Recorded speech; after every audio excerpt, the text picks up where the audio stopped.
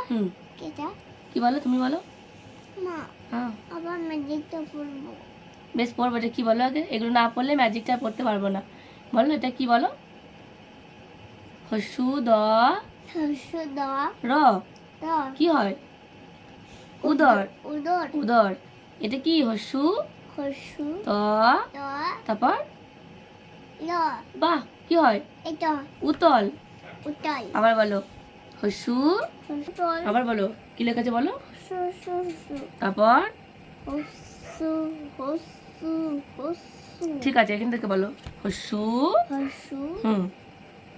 ত ত তারপর তো হয় ভালোভাবে বসো